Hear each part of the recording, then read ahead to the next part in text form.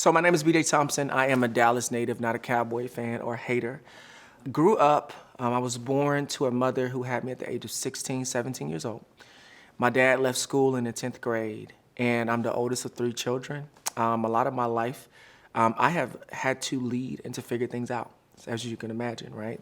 And so much so, as I look back at my life, I realize that every aspect of my life, manhood and the not, like I've had to think like, man, what seems right to me, right? So, growing up in Dallas, one of the things that was key is that you see that there's the culture that really celebrates men finding their value in, subduing women, overcoming women, or not being controlled by love and women. And so I just picked that up, right? Because it was just a natural part of the environment. I was leading in some ways, but also still impression in a lot of ways.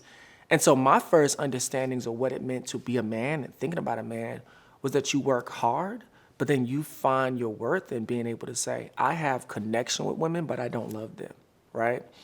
And so the old additive, there's a video with Snoop Dogg. He said, we don't love them though, right? So it's like, I have them, but I don't love them. And I was even as you're saying this, it's all coming to me now. I remember thinking at the age of 13, 14 years old, because a lot of our friends were discovering women and they wanted to take their relationships deeper. And many of my friends were saying they were losing their virginity. And so even as I'm thinking about this idea, a lot of us started gravitating to being able to champion the fact that we were no longer virgins. And so it was the goal of a middle schooler to find someone who they could lose their virginity with, right? And so my entryway into sexuality started with, saying I'm going to find worth and value in my environment. But what I found was a culture that celebrated me giving away my virginity and being able to say I did it without love. And so I just stepped into it, right? So I went full throttle into high school, into early college, with just like, man, I want to find connection, but I don't want to find love. And so my experiences with it is I found that it was fun. It's fun for a season of life. But then the more I wanted to get more out of it, I found there was nothing more than just the initial rush of that. And it caused a lot of confusion. So I would say my experiences with sexuality in my early on connections really was, if I could find worth in this, then I would find this. And what I ended up finding was the thing I thought I was going to get, I never got. It may not be that you love it. It may just be that you're covering and coping with pain, right? So this is one of the key things that is necessary to create sustainability is sometimes you have to slow down enough to discover pain, right? So when you remove something like porn or you remove something like unhealthy food, now you're left with whatever situation, circumstance, and pain that you're actually experiencing. And that is the thing that you have to deal with in order to begin to build into the new habits, right? And so what I would say is many times we're unconsciously operating with unhealthy foods, sexual addiction, all these different things, because there really is something else that's quietly and subconsciously like causing us pain. Maybe that's fear. Maybe that's depression. Maybe that's isolation. Maybe maybe we are anxious about the next season of our life. And so instead of dealing with those things, we run to chocolate cake, or we run to Coke, or we run to Snickers, or we run to porn. And I think that the more you begin to deal with the root issue itself, now you can catch yourself because you no longer need those Snickers. You no longer need porn. You no longer need these things because you're beginning to deal with the holistic development of who you are. I would say we're absolutely cutting corners around relationships. We are hardwired to connect with other people. There's studies that came out early about how children, when they're not touched at childhood, like there's something neurologically and physiologically about them that does not develop. Their organs, their brains don't develop. And so human beings are hardwired with a need for touch and connection. So much so that if they don't get it, their organs don't develop the way that they should. Their brains don't develop how they ought to, right? And so what's happened in technology is technology has given us access to other people, and it's created the experience of certain types of connection void of the substance of what it would take for us to get a deeper connection. Here's what I mean. If you ate donuts every morning for breakfast, right? You could eat enough donuts that would make you feel full, right? Even, yeah, sugar high, right? But you would not eat enough donuts ever to help your body gain the substance that it needs from being filled up. And so every morning you're filling up with donuts every single morning and you feel full. But something about your organs, your body, your kidney, like they're not growing and developing how they should because what you're fueling it with are not sustainable. And I think this is what's starting to happen in really the culture that we're starting to see and how we connect online is you can get as much as you want as long as you want it. But it does not mean that the thing that it's intended to do and what you desire for it to do will actually happen. And so I would say until you learn the skills of how to develop meaningful intimacy and connection in relationships, you're gonna find yourself with a lot of headaches from the way we try to connect with each other. So I was born and raised in the purity generation. Come make a pledge, right? So they come to your school, you'd sign a banner, and you would say what you were not going to do. And so many of the generation before us, the 60s generation, many of them created, because they lived in such a free kind of experience, the reaction to the children was, we'll tell you what not to do, right? We have a list of what you should not do. And so the parenting style really moved towards if you could just make a pledge, if you could just say you'll never do this, you say you'll never do that. And it became a rule list of what you would and would not do. And that seems like a good thing because you're subduing a lot of behaviors that would scare you and that would create anxiety in you. But what it did was it shortchanged the emotional intelligence of an entire generation. And so now you have these young people who all they know about sex is what they should not do. They should not have sex. They should not experience these particular things. But they don't know what a relationship is. They don't understand the interpersonal experience. They don't know how do you build a friendship. If you kiss dating goodbye, that means that the first person that you date, you marry, right? And that's a very unhealthy way of seeing human beings, is that if I put the pressure on myself to have to marry the first person that I date, now that means that all of the things that I could have gained through relationships throughout the span leading up to that, I don't even have an experience bucket for that, right? I can't contrast it to anything. I'm not growing in my ability to know how to have fuller relationships. And so what I say about this is that now we expect these adults, these kids who are being raised in this do and don't list, when they become adults, now we're expecting the world to be this neat as adults. And we know for sure, if you're an adult past the age of 19, 21, life isn't that neat, right? You have to learn a lot of things through your emotional intelligence and through your spiritual development and through your physical health. There's a lot of things that you need. And I think we failed them. I genuinely think that we failed them. A lot of people are asking themselves, should they live with their boyfriend, girlfriend, or someone who's not their husband or wife, right? And what I would say is, a lot of times we look at the situation, we say, oh, I'm saving money, or I'm getting to know this person. And I would say that the reason why there's good in it, there's good because you get to connect with someone, right? You get to get close to them. It's unwise because you're giving what we call more intimacy than you have commitment, okay? There's a rule in relationships, it's unspoken, right? There's kind of this thing. The basis of the rules starts with this. There is commitment, there is trust, and then there's intimacy. commitment is the foundation of all relationships. It then dictates to you how much connection, how much growth, how much things. It would be weird for you to walk up to the clerk at the grocery store and to give them a hug and a kiss.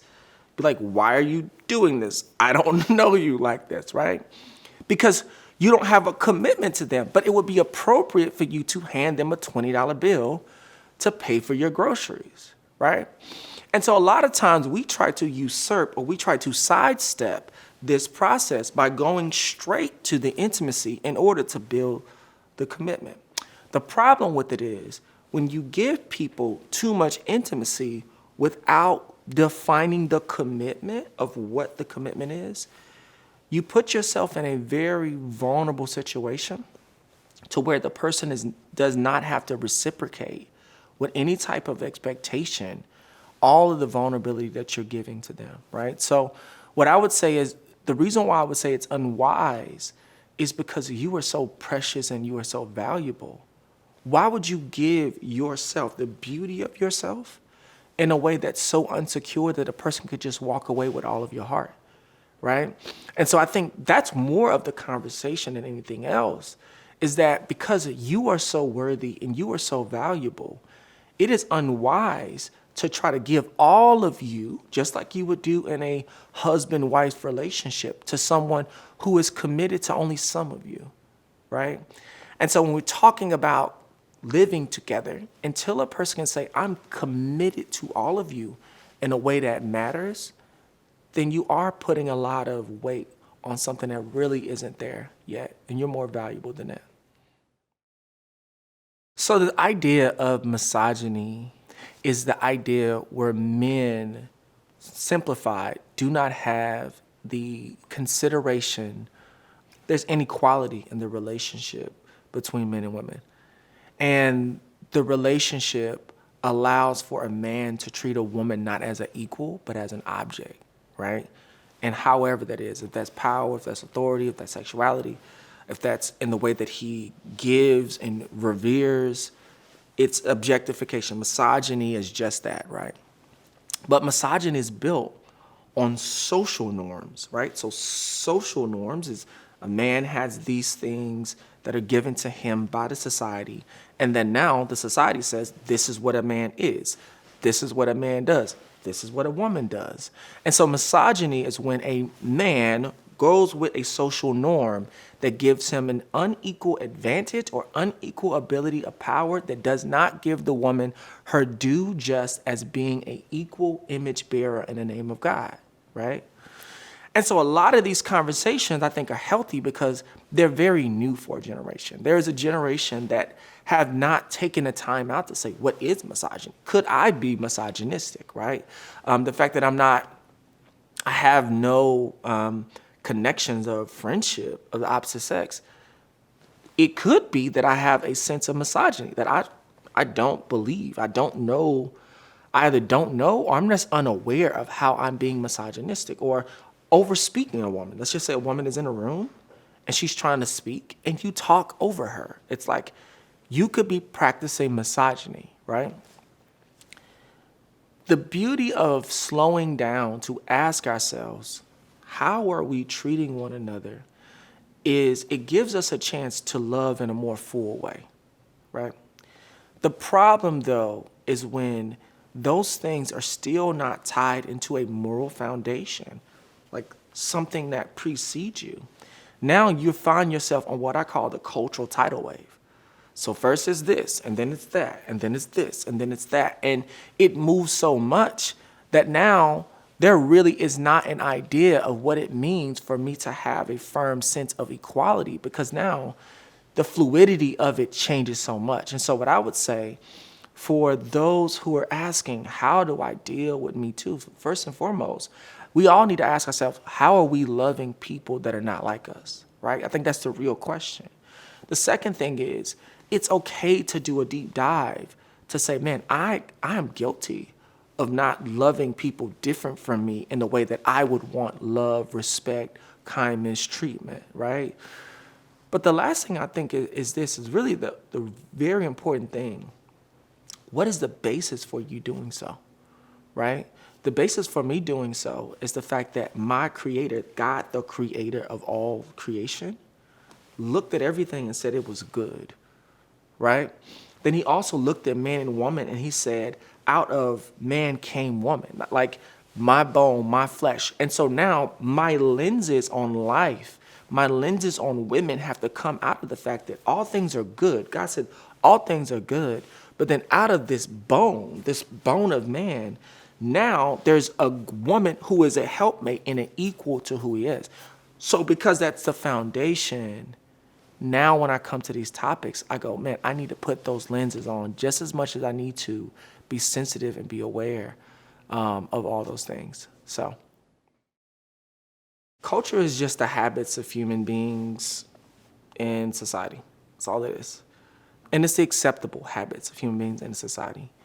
Unfortunately, when you get into the Hollywood, artistic, creative spaces, because sex sells, because misogyny sells, because certain distortions of relationships sell, then that's what it's about, right? You got to report your numbers. You got to like those big budgets, there's marketing budgets, there's deadlines, box opens. You need to be able to say, we sold this many. And I think the greatest challenge specifically to those who feel very passionate about equality, especially in the creative spaces, is there still has to be some set standard of what that means so that they don't become like gross hypocrites, right?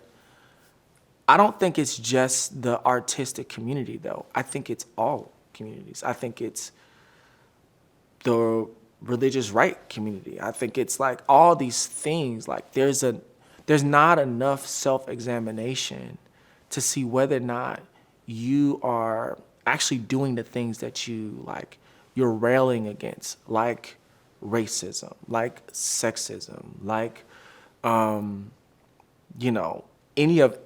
ism, right? I think it's challenging when we allow people who are being incentivized through budgets and through box office numbers to set the tone for how we look at relationships. And I think that is the challenge, is because people are incentivized to do so through box office numbers, I don't think that it's a reliable source to understand the makeup of how you're supposed to connect with other people. And because of that, now we need to know that that's really fiction. That's not the truth. And as long as you're operating with that, now there has to be people in your life who you're looking for sound relationships, sometimes without the flash, right? So I've been married for 18 years this year, and my relationship is not always the flash, but it's the quiet connection, it's the consistency, it's the love that makes that work. And so what I would say is, it's probably more important that we find people that give us those ways to quietly connect, quietly to love, quietly to experience relationships, so that when we do see things displayed on the screen, we have something to contrast it to, right? Here's the last thing I want to say. For those of us who feel very frustrated by how this young generation is so easily swayed by Hollywood or through visuals on a screen, right? Instead of becoming a critic of the generation and how much they don't see it and they don't get it, become a mentor. Let that drive you to become somebody's mentor. Find someone, take them to lunch, begin to encourage them, develop them, so that now you don't become an old gripe of young people. We love relationship goals. We love to celebrate people who, like, they make us feel good. Like, we look at their relationship and we say, man, this is it. And you long to have that relationship goal. And the thing that may not be as known about marriage and relationships is, in order to have a healthy one, it is a struggle and it is a fight. There is no automation to a healthy relationship. I heard someone recently, a guy was talking about how I know you guys see us on screen. You see us all the time on screen. What you don't know is off screen, we have a lot of hard talks. We wrestle through things. We have to come to agreement. We have to apologize. We have to begin to set vision forward. And then we have to get our own healing from our past, right? And so I think something that's interesting about relationships and healthy good relationships is that you don't recognize if you're going to have one, it's going to be a wrestle all the time, right? And so what I mean when I say being a cute couple is easy. It's easy to sit in front of a camera, take a selfie, and then put it on social media. It is extremely challenging to come face to face with yourself in waves and stages through the lifetime of a marriage with another person, right? When I first got married, one of the most shocking things in my life, I remember laying in the bed, maybe a few months after marriage, weeping. I was like, what did I get myself into, right? And this is in contrast to the wedding day. The wedding day was like so exciting, so great, so fun. Everybody's there. Everybody's happy. Everybody's excited. I'm excited. You excited? We all excited, right? 3 months later, when that band leaves, when that photographer leaves, when the cake is gone, when that pastor is gone, when that congregation that's dressed pretty is gone, it's just you and another person trying to wrestle out what life is and how you become one. And that's the part I was not prepared for. I was not prepared for the work that it was going to take to actually build a marriage. I thought if you're married, then it'll just happen over time, right? And so I think that the struggles of marriage really come because maybe for the first time, you've never really seen yourself before, right? You think things about yourself that are not true. You're not that kind, right? Like you're not that forgiving. You're not that generous. You have things about you you've never seen. And now you have someone looking you in the face, making it known to you, right? And I would just say, when you think about the wrestles of that, it's similar to a butterfly, right? So let's just talk a little bit about marriage and how it compares to a caterpillar butterfly, right? So the caterpillar, it starts out as this little worm, and he's just inching his way along. That's us in life. We're just inching our way along. And then he gets to this place where he needs to change, or he or she needs to change into something else. So what happens with this little worm? They go and settle down somewhere. And then out of that, there is something that spins a cocoon to where they can't inch along anymore. They can't move, right? And as they're in this little thing called a cocoon, locked in, they still want to move, right? They still want to leave, but they have to wrestle now, right? Now they're no longer able to just quickly wrestle. And what happens over time as they wrestle? As they wrestle, they begin to crack the cocoon, right? But then when they get out of the cocoon, they don't come out like they thought they were. They look up and they have something on the back called wings, right? You see, it's the struggle of life, of love, and relationships that create in us a new version, healthier version of ourselves that we've never even imagined, right? And I think that oftentimes we want that beauty of that flying caterpillar without the struggle of commitment, of faithfulness, of trying to be sexually moral, of emotional health and getting healing. We want all of that without the struggle. And what I would say is, no, you'll just be a caterpillar. If you're going to be a butterfly, you're going to have to struggle through relationships and love.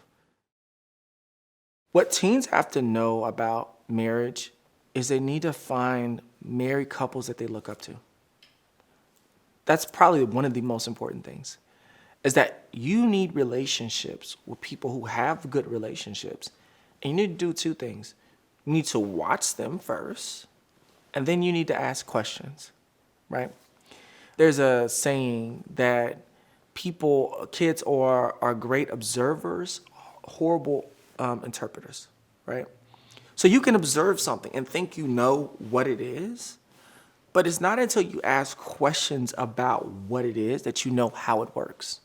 And what I would say is, teens, it is so important. If maybe you come from a background where you have a single parent household, or parents are divorced, or you've been raised in foster care, or you're adopted, or maybe your parents are married but they're not healthy. The thing that you can do is try to identify healthy relationships around you, adult relationships, and just observe, right? Observe, what do they do as much as you can. How is this? What does this work? And then ask questions about how it works and how it came to be. And so I think that part of the thing that we have told teens that they don't need to do is, we said, just get your boyfriend, girlfriend, be in a relationship, and just learn from your peers. And what it does, it leads to a lot of harmful mistakes, because all you know is what people around you are doing. You don't know what's ahead. And so what I would say is, part of the deconstruction is knowing you do need to have some type of role model of marriage. And again, to what I was saying earlier, it can't just come on a screen, because that screen oftentimes is an image of people who are actors. They're not real. Those relationship dynamics could be real, but they may not be healthy, because they predicated on box office numbers, ratings, marketers, all these different things. And then I would just say, last thing is reading books on relationships. I don't know why teens don't read books on relationships. If you're going to drive a car, they give you this thing. You have to read through the manual on learning how to drive on the road. What are the rules? What are the different things? And then you get behind the wheel and you practice with someone who's more experienced. The same is true with relationships. Oftentimes, we don't want to learn anything, but I would encourage you, read books on sexuality, on interpersonal relationships, on the flow of relationship dating. Read books on it, and then jump in the seat with someone who's wiser, who's older, and as you practice opposite sex relationships. This is a great conversation. So for those parents who want to have conversations with their teens about sex, sexuality, and gender, I'll just say this: it is tough. It is tough. There's no cookie cutter answer, but it is possible for you to give your children a healthy experience, a healthy response to these things that does not pressure them to have to make up their mind on all things, right?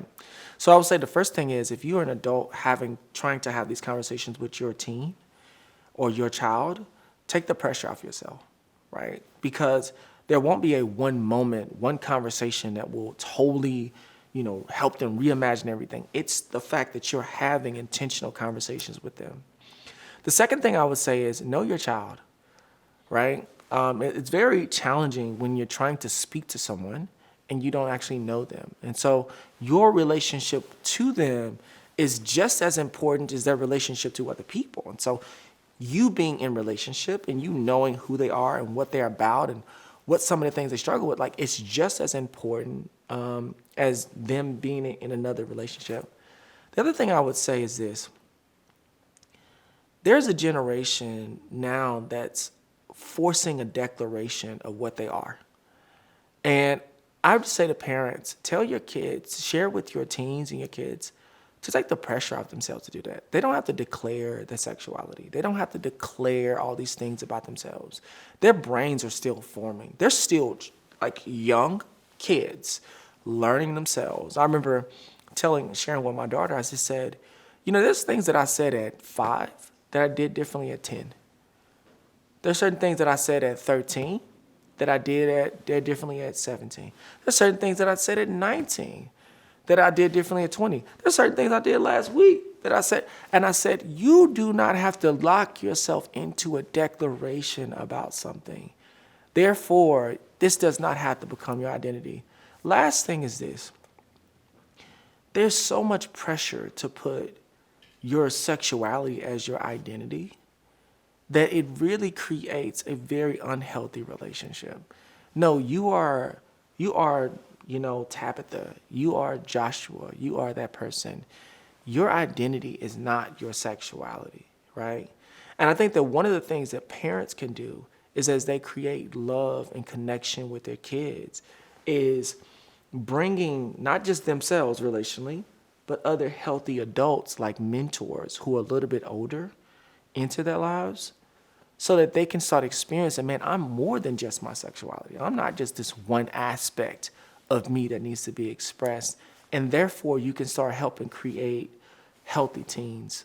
I used to think the job of the parent was to give children all you knew about life. What I realized is that the best parenting happens when you decide to become a healthy person. Literally. Like, the more you decide to grow as an individual and stay on the journey of becoming a healthy person, the better your parenting will get over time. And I just think that as you are an adult parenting, raising teens, stay on that journey, focus on that journey, and then your children and those who are under you will get the outpouring of the growth that you're having.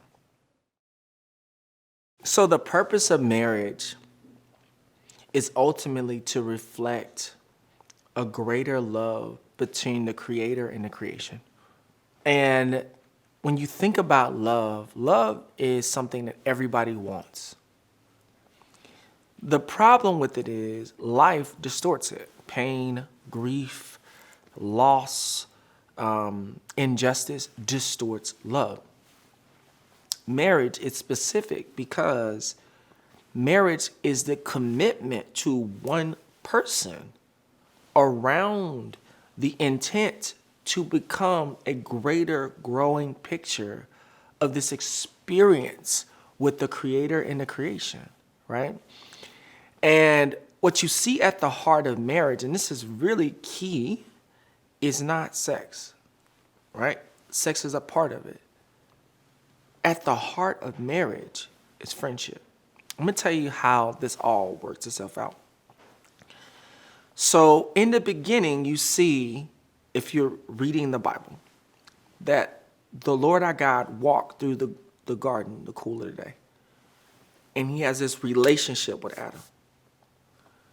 And then Adam gets married, a serpent enters, they're tempted, and then now God has to make immense sacrifice. There's a sacrifice that comes. But why is he sacrificing? Well, you don't know until you read the rest of the story. You start reading through the story, read through the books, you start saying, man, you love these people, you want to free them, you want to bring them into right relationship with you, and then you keep going all the way down the story, and here's what you get at the end of Revelation. He says that I will be their God, they will be my people. And you're like, what is this? What is this all about? What it's all about is that the Creator wants a friendship with his creation. And I think that the problem that we have with marriage is we see marriage as just commitment, or we see marriage as just as obligation. We don't see marriage, biblical marriage, as an opportunity to display mature friendship between man, woman, and the Creator. So what is a biblical marriage? The difference between cultural marriage and the biblical marriage is that we're enacting friendship between a trifecta. Man, woman, Creator. Why? Because in the ultimate scene, when it's all said and done, what will exist? The relationship between man, woman, and the Creator. What happened in the beginning?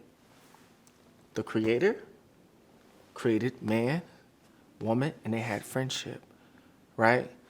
And so what you see is the goal of marriage is really mature friendship between man, woman, and Creator. And as we do that more, that's what speaks volumes to the culture around us. So I love the ocean. I love it. I think it's beautiful. The first time I ever went, I was blown away by the ocean. I didn't know the ocean was that big, right? I thought the ocean had some depth. I didn't know how vast the ocean actually was.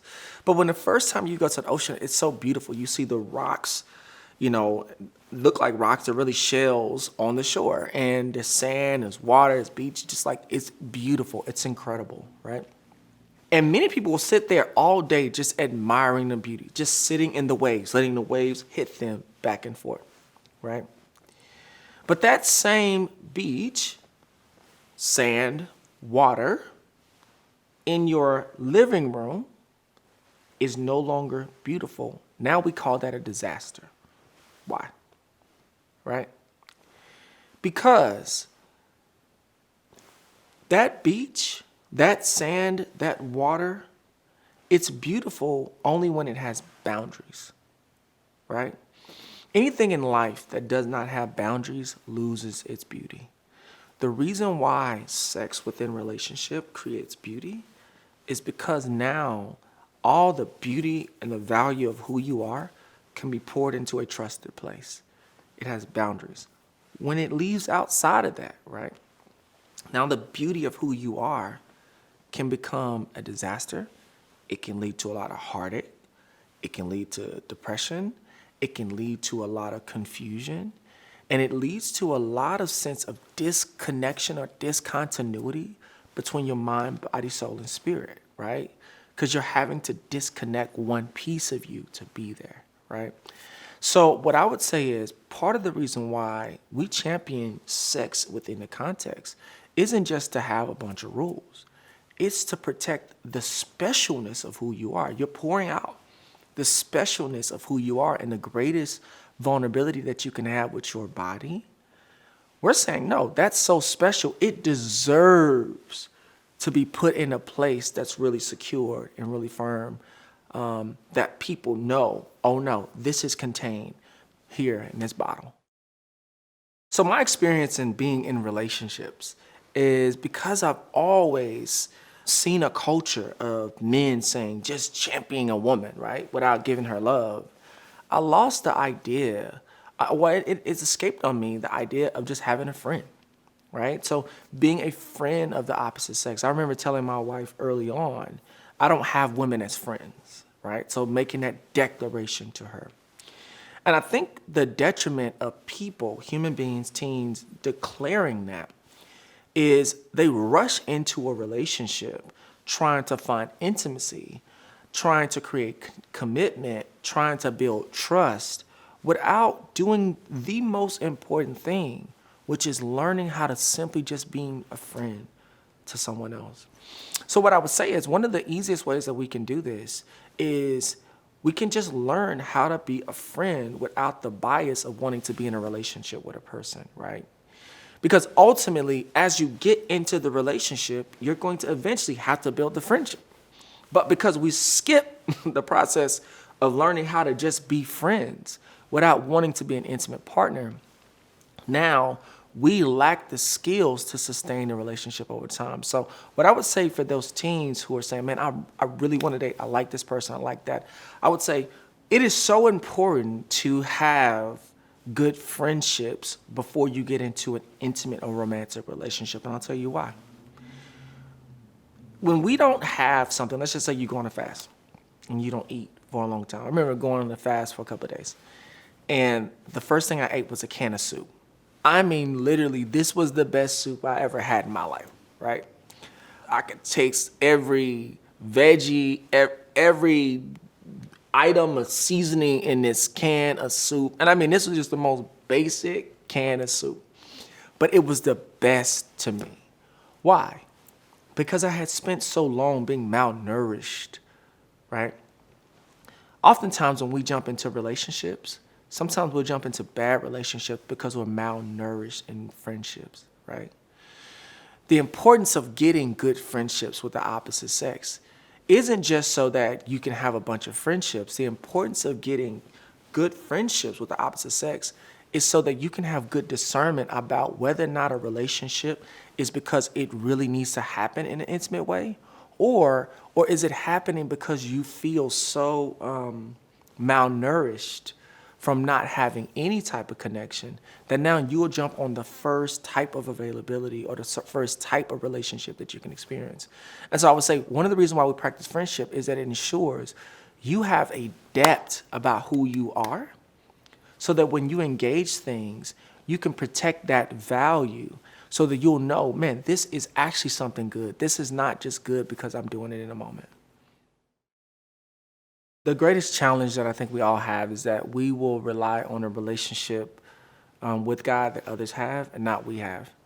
And it is so important to develop your own relationship with God. You cannot have someone else's borrowed relationship. You can observe their relationship, but you need your own relationship with God in order to have like this fulfilled moment.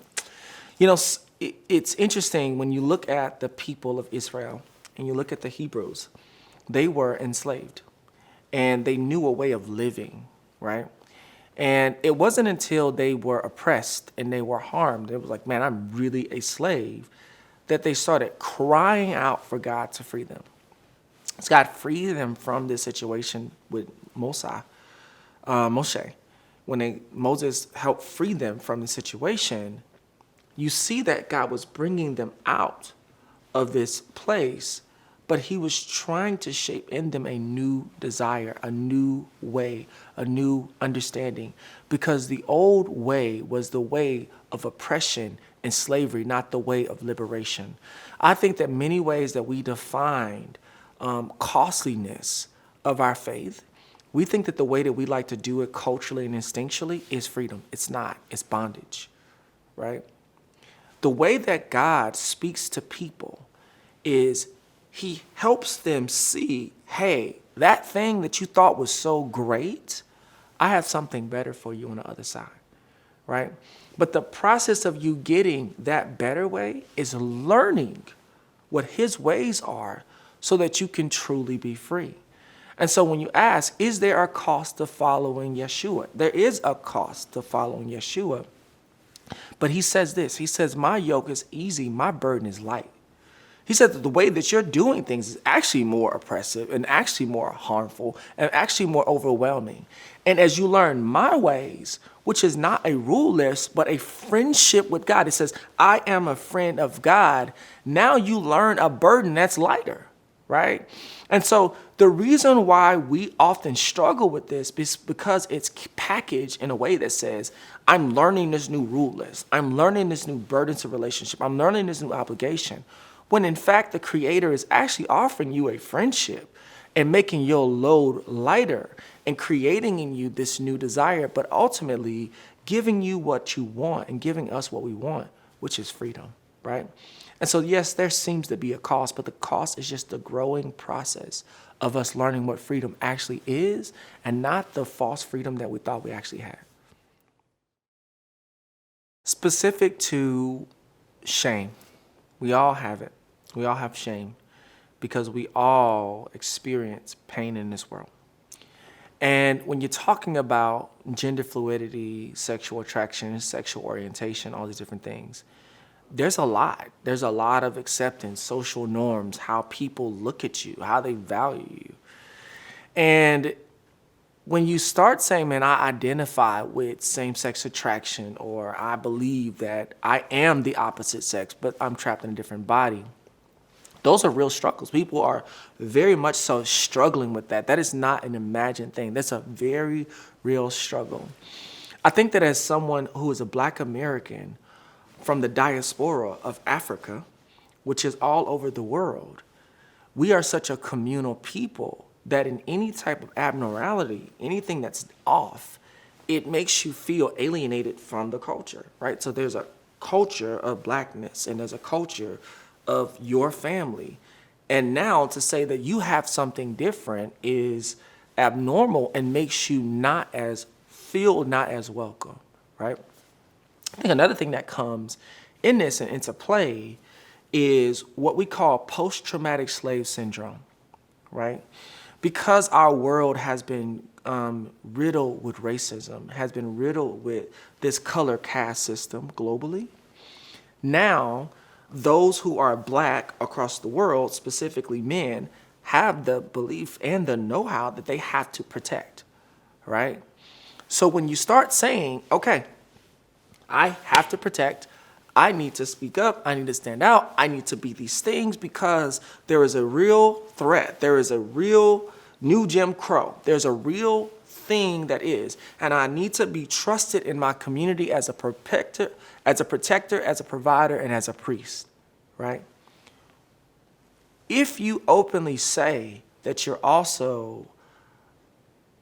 identify with the opposite gender, you're same-sex attracted, or you are a woman stuck in a man's body, I think what it does is, the reason why there's such a challenge is, it makes it challenging for you to feel like you can confidently speak up for the people you represent, right? And so I think that's more so what it is. It's people have no problem saying, I have pride in these areas. It's just very challenging for you to say, I speak for all of us, right?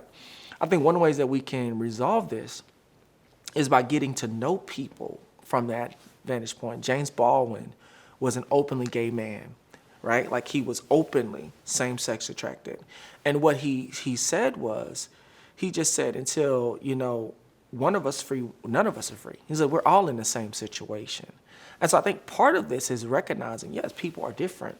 And it doesn't matter your sexual orientation, gender orientation, whatever these things are, you are still a victim of violence from the state, violence from the community, from people who see you as a minority, marginalized person, and could take your life.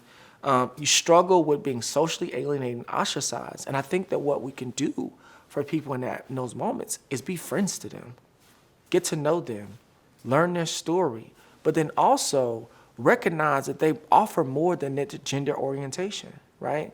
And I think that as you do that, now you can introduce people of color who are same-sex attracted that can contribute, because they're not. It is not about who they love and who they're attracted to. It's what are they bringing in their personhood to this conversation, and the values that they communicate to help other people get free. It is possible. It's absolutely possible.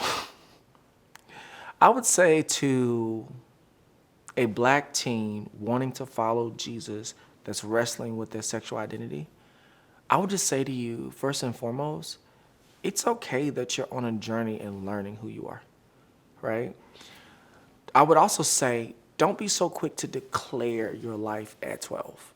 Don't be so quick to declare all of you at 15, at 17, as a teen. Like, just learn who you are. Learn these things. Be familiar with it, right? And the culture, though, has a problem because it forces you to identify in totality with that and with everything that comes along with it. And so when you're trying to walk with God, one thing that's very interesting is that God gives us community. He helps us see our identity. He helps us learn what He values. And then He walks with us through the uniqueness of our background and our struggles, right? And so I think part of the reason why people struggle with how do you follow God with these unique things is because no one's teaching you who God is. And when you know who God is outside of the Pauline epistles, and when you see God throughout the Bible, you're like, oh, you're kind. Oh, you're loving. Oh, you're inviting me into a friendship. And it's out of those things that you want to obey, right? If it's all about obeying just because there's consequences, then you're not going to have friendship. Friendship is the key. You want friendship with your Creator. When your Creator has done something for you, has loved you, and is inviting you into something, now it's a pleasure to walk with that, even as a teen. So I would just say, if anyone's struggling with that, learn to know who God is, full scope.